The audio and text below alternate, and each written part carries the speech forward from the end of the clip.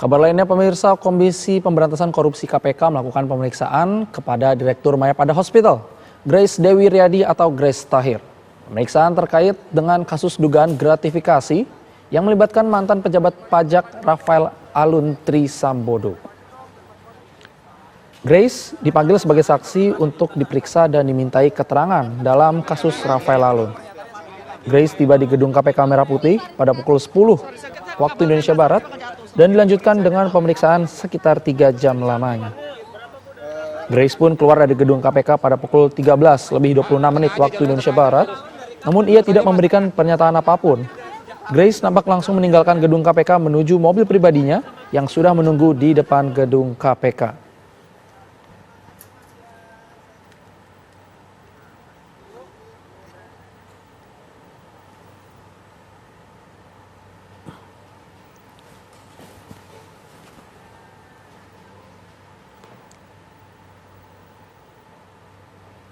Presiden Joko Widodo meminta para pemimpin ASEAN menindak tegas kejahatan perdagangan manusia dan ini menjadi salah satu kesimpulan di akhir KTT ASEAN Labuan Bajo.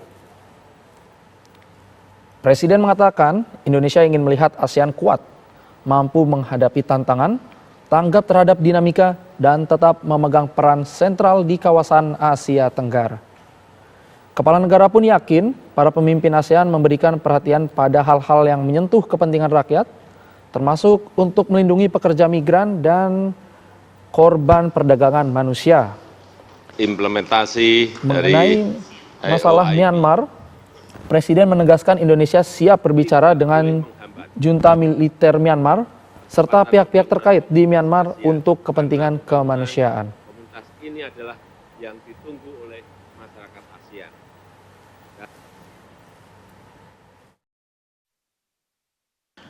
Hal yang menyentuh kepentingan rakyat menjadi perhatian penting para leaders,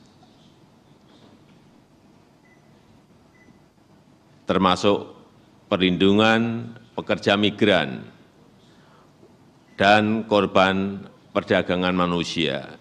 Dan saya mengajak negara ASEAN untuk menindak tegas pelaku-pelaku utamanya. Yang kedua, terkait Myanmar. Pencideraan terhadap nilai-nilai kemanusiaan tidak bisa ditoleransi.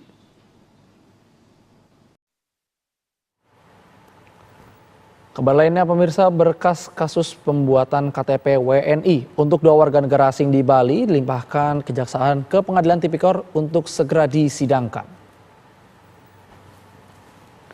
Limpahan berkas perkara tahap 2 ini juga sekaligus penyerahan para tersangka dan barang bukti ke Pengadilan Tipikor. Dalam kasus ini 5 orang ditetapkan sebagai tersangka, yakni 2 warga negara asing, yakni WNA Suriah bernama Muhammad Nizar Again dan Kirnin Rodion, warga negara asing asal Ukraina, Iketut Sudana, pegawai honorer Disduk Capil Kecamatan Denpasar Utara berperan sebagai pembuat data dan foto KTP.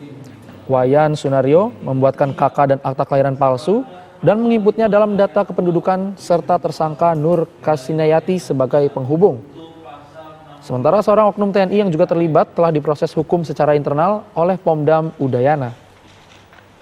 Kepemilikan KTP oleh warga negara asing ini terungkap setelah keduanya terjaring razia warga negara asing dan ternyata memiliki KTP WNI, KK, dan akta kelahiran dengan nama yang berbeda.